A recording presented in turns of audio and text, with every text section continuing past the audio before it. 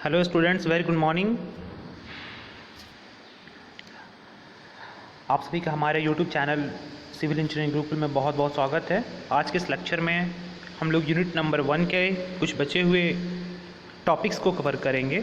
Okay, सो चलिए start करते हैं आज के इस लेक्चर को। स्टूडेंट, जैसा कि आप देख पा रहे हैं स्क्रीन बोर्ड पे, सबसे पहले हम अभी कवर करेंगे टाइप्स ऑफ इरिगेशन के बारे में। ओके, अभी तक हम लोगों ने पढ़ा था इरिगेशन क्या होता है, इरिगेशन इंजीनियरिंग क्या है, इरिगेशंस के क्या क्या एडवांटेजेस हैं और इरिगेशन के क्या डिसएडवांटेजेस है। अगर ओवर इरिगेशन हो जाता है तो ओवर इरिगेशन के कारण क्या क्या प्रॉब्लम्स क्रिएट हो सकते हैं, ऑल दैट। इन सारी चीज़ों के बारे में हम लोगों ने लास्ट के जो लेक्चर्स ख़त्म हुए हैं उसमें हम लोगों ने डिस्कस करा था। ओके, एंड हम लोगों ने ये भी देखा था कि मेथड ऑफ इरिगेशन क्या क्या होता है, मतलब कि जो मेथड्स है इरिगेट करने का लैंड्स को, वो क्या क्या होता है। अभी तक इन सारे टॉपिक्स को हम लोगों ने कवर करा था। ओके, सो जिसमें हम लोगों ने कवर करा था कंट्रोल्ड फ्लडिंग होता है, अनकंट्रोल्ड होता है। कंट्रोल्ड के अंदर में भी हम लोगों ने पढ़ा था फ्यूरो मेथड्स होता है ना, लेविस मेथड होता है, बेसिन्स मेथड होता है, उसके बाद स्प्रिंकल्स मेथड होता है। फिर हम लोगों ने देखा था उसके बाद में सरफेस इरिगेशन, सब सरफेस इरिगेशन के टाइप में। तो सब सरफेस में हम लोगों ने पढ़ा था ट्रिकल इरिगेशन मेथड एंड सारे के एडवांटेजेस एंड डिसएडवांटेजेस के बारे में हम लोगों ने पढ़ा था। ओके, सो चलिए स्टार्ट करते हैं अभी इस टॉपिक को, टाइप्स ऑफ इरिगेशन को। ओके, सो यहाँ जैसे कि आप देख पा रहे हैं स्क्रीन बोर्ड पे, टाइप्स ऑफ इरिगेशन जो हम लोगों को अभी पढ़ना है, इसमें क्या क्या हम लोग कवर करेंगे। ओके, सो देखिए यहाँ पे सबसे पहले देखिए इरिगेशन है। इरिगेशंस में मेनली जो आता है टाइप्स, दो टाइप का आता है, एक तो फ्लो इरिगेशंस और एक लिफ्ट इरिगेशंस। अब ये क्या होता है पहले समझ लीजिए। फ्लो इरिगेशंस मतलब होता है जिसमें वाटर का फ्लो जो होता है ग्रेविटी के कारण होता है। किसके कारण होता है? ग्रेविटी के कारण होता है। जब भी ग्रेविटी के कारण फ्लो होता है तो उसको हम लोग कहते हैं कौन सा इरिगेशंस? Flow irrigations. और जब भी हम किसी मैकेनिकल मीन्स से, मतलब कोई भी मैकेनिकल इक्विपमेंट से अगर वाटर को लिफ्ट करके तब उसको हम लोग क्या करते हैं, सप्लाई करते हैं फार्मिंग लैंड में, उसको कहते हैं हम लोग लिफ्ट इरिगेशंस। ठीक है ना, गाँव में खेतों में जो पंप होता है, पंप को लगा करके हम लोग पानी को निकालते हैं ज़मीन के अंदर से, फिर हम लोग खेतों में पहुँचाते हैं, that is called lift irrigations. Okay, so flow irrigations के भी कुछ कैटेगरीज है, जैसे कि पेरेनियल है, इनंडेशंस है। ठीक है, अब लिफ्ट इरिगेशन के भी कुछ कैटेगरीज है, वेल इरिगेशन है और लिफ्ट कैनाल इरिगेशन है। ओके, एंड पेरेनियल की भी कुछ कैटेगरीज है, direct irrigation and storage irrigation. So ये सारे कैटेगरीज है। अब चलिए सबको एक एक करके हम लोग डिस्कस कर लेते हैं। पहले आपको याद रखना इरिगेशन का दो इंपॉर्टेंट क्या है, टाइप्स है। पहला है फ्लो इरिगेशन, दूसरा है लिफ्ट इरिगेशन। ठीक है, अभी कंफ्यूज मत होइएगा, इससे पहले जो भी हम पढ़े हैं वो मेथड ऑफ इरिगेशन था, ये है types of irrigations. Okay, so ये सब चीज़ें हैं। फ्लो इरिगेशन में पेरेनियल है, इनंडेशन है, उसके बाद पेरेनियल में भी है डायरेक्ट इरिगेशंस और दूसरा है स्टोरेज। ओके, एंड लिफ्ट में है आपका well irrigation and lift canal irrigations. ठीक है, अगर जब भी आपको मेजर कैटेगरीज की बात करें तो फ्लो एंड लिफ्ट ही है, उसके अंदर में सब कैटेगरीज है इसके। तो फ्लो की जब भी बात की जाएगी फ्लो इरिगेशंस की, तो वहाँ पे आपको बोलना है फ्लो इरिगेशन में क्या बोलना है कि यहाँ पे जो फ्लो होता है ग्रेविटी के कारण होता है। जैसे कि कैनाल्स वगैरह में, नहर वगैरह में देखते हैं कोई वहाँ मोटर लगाया हुआ रहता है, कोई पंप रहता है, नहीं ना, वहाँ पे क्या होता है, ग्रेविटी के कारण फ्लो होता है। ओके स्टूडेंट्स, आई होप कि आपको flow irrigation and lift irrigation समझ में आ गया होगा। ओके, सो देखिए अभी हम देख लेते हैं फ्लो इरिगेशन। अब देखिए फ्लो इरिगेशन क्या कहलाता है। अब देखिए यहाँ पे स्टूडेंट्स, फ्लो इरिगेशन जो होता है when water is available at higher level and it is supplied to lower level under action of gravity, then this type of irrigation is called flow irrigation। जैसे कि कैनाल को देखते हैं ना, canal से क्या होता है, वाटर स्लोप दिया हुआ रहता है, जिस डायरेक्शन में वाटर फ्लो कर रहा है उस डायरेक्शन में क्या होता है, स्लोप रहता है, डाउनवर्ड स्लोप रहता है, ताकि अपने ग्रेविटी के कारण क्या हो, वाटर आसानी से फ्लो करो, है ना। अब ऐसा नहीं कि अगर स्लोप अपवार्ड बना देते हैं तो कैनाल फ्लो करेगा, ऐसा कभी नहीं होगा। अगर जहाँ पे अगर स्लोप अपवार्ड है तो वहाँ के लिए यहाँ पे कौन सा होता है, लिफ्ट इरिगेशन होता है। जहाँ पे ऊंची जगह है, जहाँ पे इनंडेशन जगह है, जहाँ पे कैनाल क्रॉस नहीं किया जा सकता है, वहाँ पे हम लोग लिफ्ट इरिगेशन करते हैं। So what is lift irrigation? In lift irrigation, in this type of irrigation system, water is lifted by some mechanical or manual means such as etc, and then it is supplied for irrigation. This type of irrigation is called lift irrigations। मैं आपको real life example बताता हूँ। जो खेतों में देखते हो ना, पंप होता है, पंप से पानी को निकाल करके तब खेतों में पहुँचाया जाता है, that is called a lift irrigation. Okay, so आपको समझ में आ गया होगा। लिफ्ट इरिगेशन में क्या करते हैं हम लोग, पंप के द्वारा या कोई भी मैकेनिकल इक्विपमेंट्स के द्वारा हम लोग क्या करते हैं, खेतों में पानी पहुँचाते हैं, that is called lift irrigation. अब नेक्स्ट देख लेते हैं perennial irrigation. Okay, so in this type of irrigation water is supplied in a accordance with the requirement of crop throughout crop period. In this system, storage headwork such as dam, weirs or barrages etc. are constructed to store water and it is supplied through canal distribution system. सो ये देखिए perennial irrigations क्या होता है कि इसमें क्या करते हैं हम लोग, जो क्रॉप का रिक्वायरमेंट्स है ना, क्रॉप पीरियड मतलब अभी हम पढ़ेंगे आगे, क्रॉप पीरियड मतलब होता है कि जो क्रॉप होता है उसको पूरा स्टार्टिंग से लगाने से लेकर के और पूरे हार्वेस्टिंग तक, कटाई तक जितना टाइम लगता है उसको क्रॉप पीरियड कहते हैं, है ना। तो क्रॉप पीरियड मतलब आपको पूरा टाइम जब भी आप क्रॉप को लगा रहे हैं, लगाने से लेकर के उसके हार्वेस्टिंग तक, ओके। सो क्रॉप पीरियड कहलाता है, इसके बारे में हम लोग डिटेल्स में पढ़ेंगे अभी आगे, ओके। तो इसके लिए हम लोग जब भी पानी का सप्लाई करते हैं उसके लिए क्या करते हैं, स्टोरेज हेडवर्क बनाते हैं। ये इंपॉर्टेंट है समझना, क्या बनाते हैं, स्टोरेज हेडवर्क, जैसे कि डैम हो गया, वेयर्स हो गया। वेयर्स हम बताएंगे, पहले आप समझिए weirs and barrage. Weirs and barrage मतलब क्या होता है, मेनली अगर आप एक सिंपल वर्ड में क्या है, तो पानी को स्टोर करके उसको पानी को क्या करने के लिए, कंट्रोल करने के लिए हम लोग वेयर और बैराज बनाते हैं, है ना। तो डैम्स हो गया, वेयर और बैराज इसी से कंस्ट्रक्ट, इसके लिए हम क्या करते हैं, कंस्ट्रक्ट करते हैं हम लोग डैम के पास में, तो इसको हम लोग कहते हैं पेरेनियल इरिगेशंस, ठीक है। अब देखिए डायरेक्ट इरिगेशंस क्या होता है। In direct irrigation, the water is directly taken from river by constructing a weir or barrage as thus increase level of water and diverting it to canals. अब देखिए direct irrigations में क्या है कि यहाँ पे कोई डैम्स नहीं बनाते हम लोग, है ना। पेरेनियल में क्या करते हैं, डैम्स बनाते हैं, तब वहाँ पे पानी को स्टोर करके और फिर उसके बाद वेयर और बैराज के थ्रू जहाँ पे पानी की जरूरत है वहाँ पे हम सप्लाई करते हैं, ओके, पेरेनियल इरिगेशंस में। और डायरेक्ट में क्या करते हैं, डायरेक्ट जहाँ से रिवर से पानी आ रहा है, नदी से पानी आ रहा है, पानी आने के बाद डायरेक्टली हम लोग ट्रांसफर कर देते हैं फार्मिंग लैंड्स में, ठीक है ना, थ्रू दी कैनाल्स के द्वारा, ओके। उसको कहते हैं लोग डायरेक्ट इरिगेशन। मतलब डायरेक्ट इरिगेशन में हम लोग वाटर को स्टोर करने के लिए कोई डैम्स नहीं बनाया, जो भी रिवर से पानी आया डायरेक्टली उसको कैनाल के थ्रू क्या कर दिए हम लोग, पहुंचा दिए, that is called direct irrigations, okay. So मुझे लगता है कि flow irrigations, lift irrigation, perennial irrigations, direct and indentation irrigations आपको समझ में आ गया होगा, ओके। चलिए नेक्स्ट स्लाइड देख लेते हैं। अगली स्लाइड से स्टोरेज इरिगेशंस, ये क्या कहलाता है, देखिए स्टोरेज इरिगेशन मतलब in this type of irrigation a solid barrier such as dam और स्टोरेज, ये एक्चुअली में डैम है, डैम नहीं है, डैम है, ओके।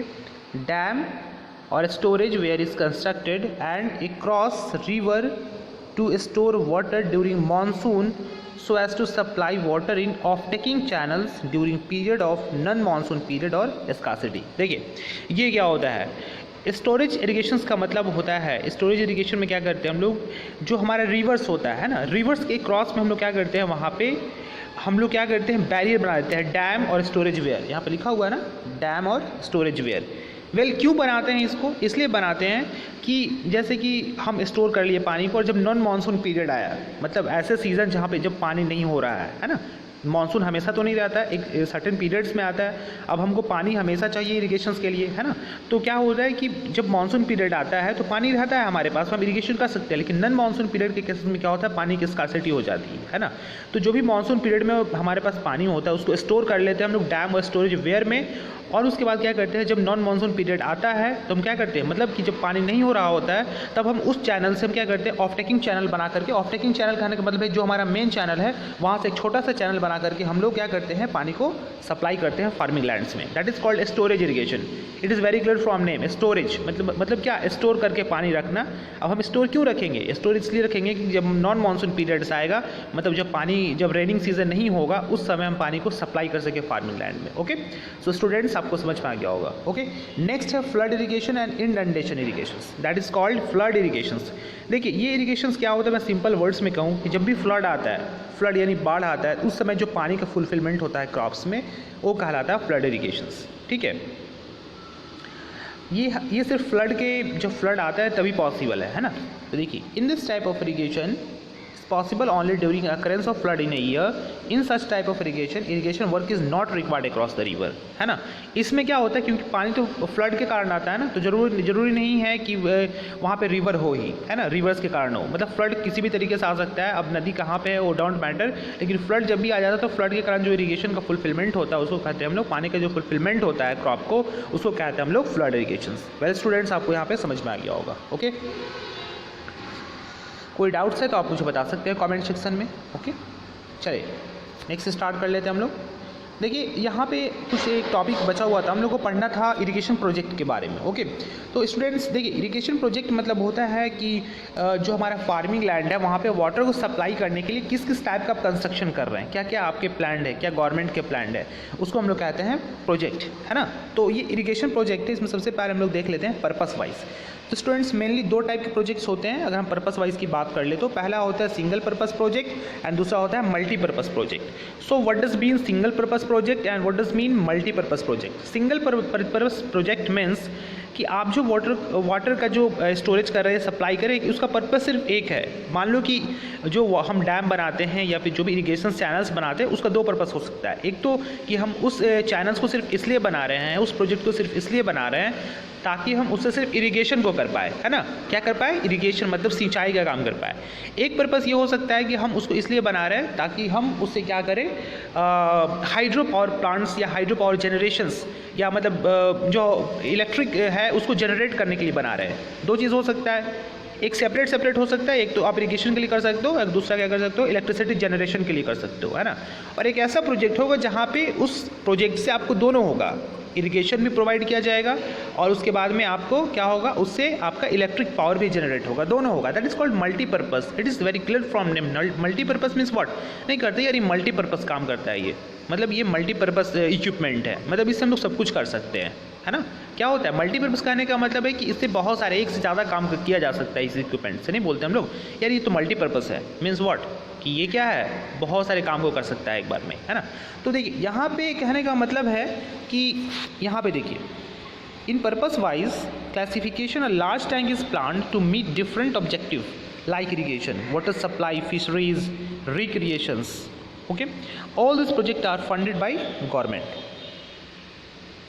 ठीक है, देखिए जो भी ये फंडिंग होता है वो गवर्नमेंट के द्वारा किया जाता है। ठीक है, अब देखिए a project which is plan and finance for one or single objective, it is called a single project. Purpose project means आप जो प्रोजेक्ट बना रहे हैं उसका पर्पस सिर्फ एक सिंगल है, मतलब हो सकता है कि आप उसको सिर्फ इरिगेशन के लिए बना रहे हैं तो उसको हम लोग कहेंगे सिंगल प्रोजेक्ट। ओके स्टूडेंट्स, और अब मान लो कि आप बना रहे हो सिर्फ किसके लिए, इलेक्ट्रिसिटी जनरेशन के लिए, तो क्या करोगे, क्योंकि इरिगेशन के कारण हम इलेक्ट्रिसिटी को जनरेट भी करते हैं डैम बना करके। ठीक है, तो बहुत सारे इसके बेनिफिट्स हैं।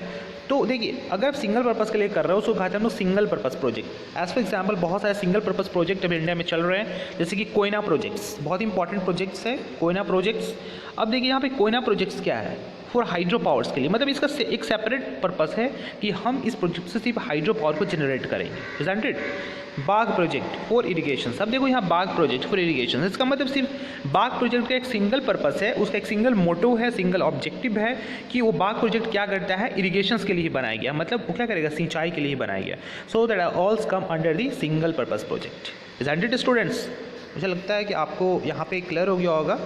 कहीं डाउट्स है तो आप कमेंट सेक्शन में कमेंट करके अपने डाउट्स को क्लियर कर सकते हैं। ओके स्टूडेंट्स, चलिए समझ में आ रहा है ना।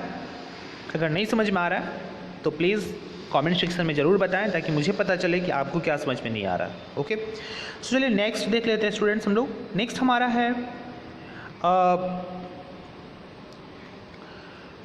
Whenever a project is planned for more than one objective, जैसे कि मैंने आपको बताया कि आपका एक से ज़्यादा ऑब्जेक्टिव है ना, किसी भी एक सिंगल प्रोजेक्ट्स के लिए, तो उसको हम लोग कहेंगे मल्टीपर्पस प्रोजेक्ट। जैसे कि मैंने आपको एग्जांपल से बताया था अभी, it is called as multipurpose project.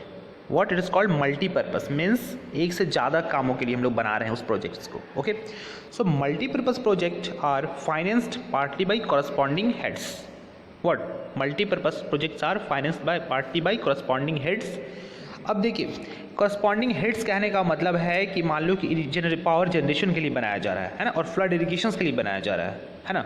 तो मान लो कि गवर्नमेंट बना रही है इरिगेशन प्रोजेक्ट, अब उसमें कोई भी जो फंडिंग पार्टी है, कोई दूसरी और कंपनी जो चाहती है कि वहाँ पे क्या करें, हम हाइड्रो पावर को जनरेट करें, है ना। तो जो कंपनी उसमें पार्टिसिपेट कर रही है उनका भी कुछ शेयर होगा, वो भी उसमें क्या करेंगे, अपना इन्वेस्टमेंट करेंगे, दोनों मिल करके उस प्रोजेक्ट को क्या करेंगे, मल्टीपर्पस बनाएंगे, और मतलब दोनों पर्पस के लिए यूज़ किया जा सकता है उसको। ओके, तो देखिए बहुत सारे मल्टीपर्पस प्रोजेक्ट जो है अभी चल रहे हैं इंडिया में। जैसे कि मैं अगर एग्जाम्पल की बात करता हूँ तो मेजर प्रोजेक्ट एक है भाखड़ा नागल प्रोजेक्ट्स।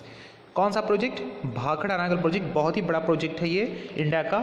ये आपका है Bhakra Nangal for irrigation and power generation, बहुत ही इंपॉर्टेंट है। सो अगर आपको ऑब्जेक्टिव में पूछा जाता है कि भाखड़ा नागल कहाँ पे, ये जनरल नॉलेज की भी बात है, भाखड़ा नागल जो है आपका सतलज रिवर पे है।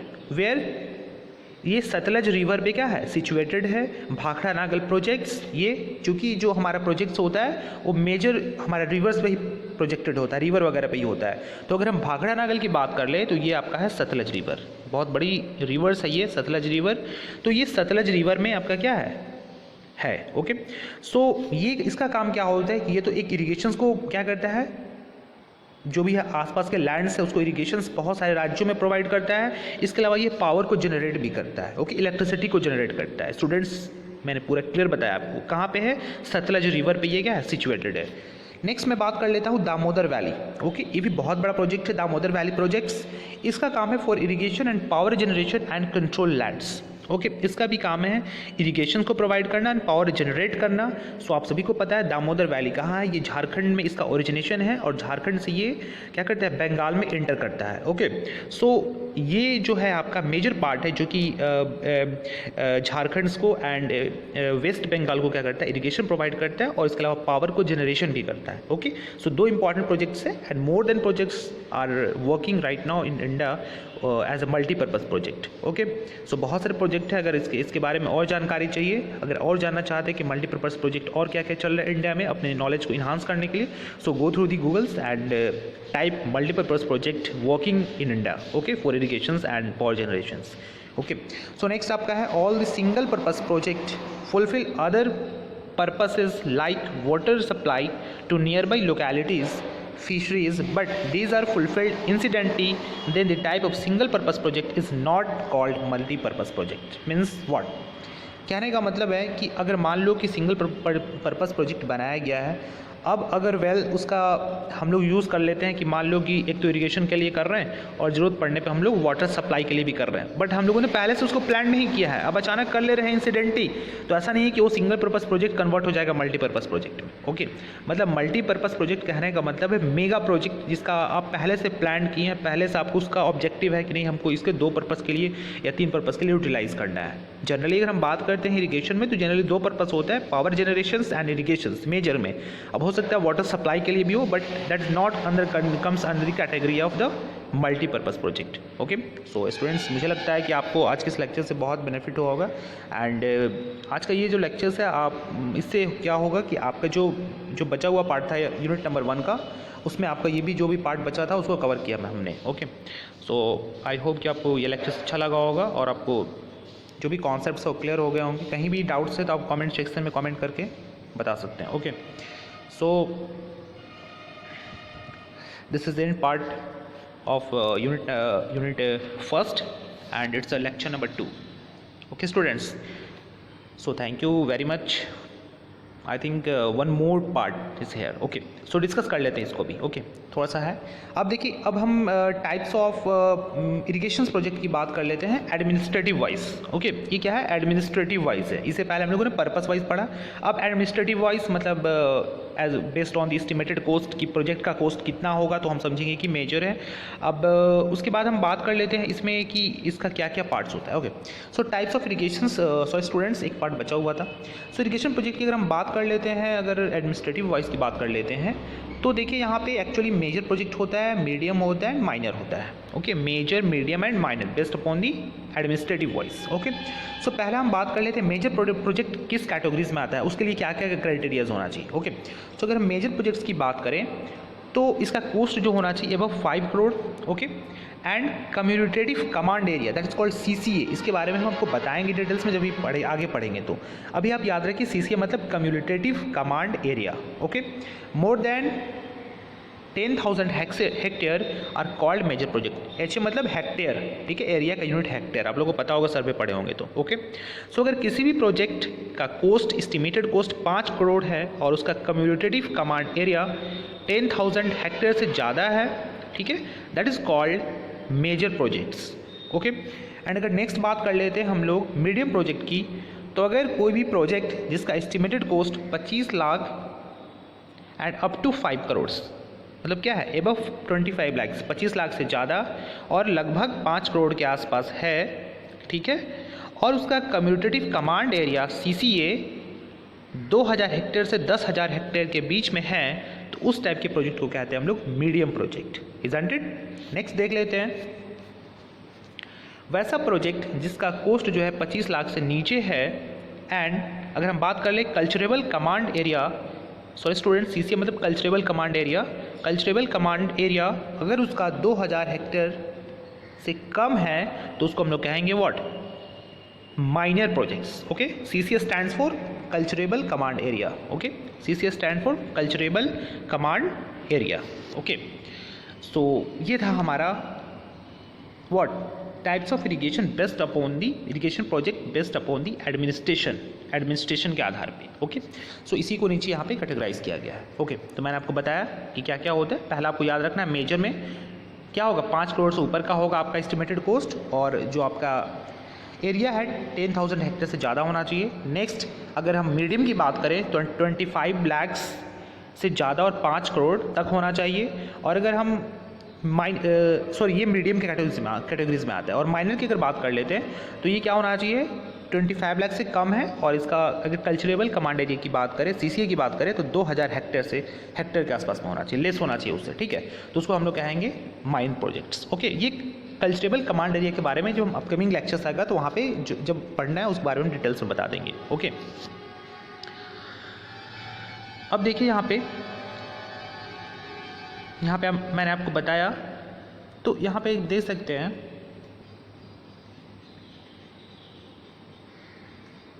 देखिए major projects, minor and medium और माइनर्स। ओके, तो मेजर मैंने बताया ना, एस्टिमेटेड कॉस्ट क्या है, अबव 5 करोड़। सीसीए क्या है, मोर देन 10,000 हेक्टेयर। मीडियम की बात करें तो 25 लाख से 5 करोड़ के बीच में, सीसीए 2000 से 10,000 हेक्टेयर के बीच में। माइनर की बात करें तो बिलो 25 लाख, 25 लाख से कम, CCA less than 2000 hectares. Okay, कुछ वर्किंग प्रोजेक्ट्स है इंडिया के जो भी मेजर और माइनर वर्किंग प्रोजेक्ट्स है उसके बारे में कुछ एक्सट्रैक्ट हमने लिया है, उसको भी मैं एक बार आपको डिस्कस कर देता हूँ। आपको मेजर और माइनर के बारे में समझ में आ गया होगा। ओके, नहीं बोलते कि मेजर प्रोजेक्ट है मीन्स व्हाट, इसका एस्टिमेटेड कॉस्ट क्या है, अबव 5 करोड़ है, 5 करोड़ से ज़्यादा है, और उसका क्या है, कल्चरेबल कमांड एरिया 10,000 हेक्टेयर से ज़्यादा है, उसको कहेंगे मेजर, है ना। अब मेजर माइनर अगर समझ में आ गया है तो मेजर्स और माइनर प्रोजेक्ट कुछ इंडिया में वर्किंग है उसके बारे में आपको बता देता हूँ एज ए नॉलेज। ओके, सो भाखड़ा नागल पंजाब में है, मैंने बताया सतलज रिवर पे है, 20 प्रोजेक्ट चल रहे हैं। राजस्थान कैनाल प्रोजेक्ट चल रहे हैं, चंबल प्रोजेक्ट्स है। ओके, नागार्जुन सागर प्रोजेक्ट्स है, कोसी प्रोजेक्ट्स है, तुंगभाद्रा प्रोजेक्ट्स है, दामोदर वैली प्रोजेक्ट्स है, हीराकुंड डैम प्रोजेक्ट्स है। एक्चुअली ये फरक्का है, फरक्का नॉट। ओके, इसको करेक्ट कर लीजिएगा, व्हाट, फरक्का, यहाँ की एक जगह एफ है, नहीं सुने हैं, फरक्का बैराज प्रोजेक्ट, ये बिहार और बंगाल में वाटर का डिस्ट्रीब्यूशन करता है। ओके, और मीडियम की बात कर ले तो Gangapur stage 1 and 2, Manar phase 1 and 2, Bor phase 1 and 2, PUS rivers, Musi river project, Jamuna irrigations, Kamala irrigations. Okay, so that all comes under the category of medium projects. Okay, so अभी हम लोगों ने देखा कि टाइप्स ऑफ जो इरिगेशंस है, प्रोजेक्ट्स है, वो एडमिनिस्ट्रेटिव वाइज कैसे है, ठीक है ना। और पर्पस वाइज हम लोगों ने बताया कि क्या है, मेजर और single purpose project and multipurpose projects. Okay, so I think अब खत्म हो गया होगा हमारा लेक्चर्स, है ना। तो अभी तक हम लोगों ने बहुत कुछ इस लेक्चर से हम लोगों को नई जानकारियाँ हुई। यूनिट नंबर 1 में जो भी पार्ट बचे हुए थे, अब हमारा यूनिट कम्प्लीटली खत्म हो चुका है। अब आप लोग को इसका नोट्स प्रोवाइड किया जाएगा और आप लोग इसका नोट्स कंप्लीट करेंगे। Okay, thank you students.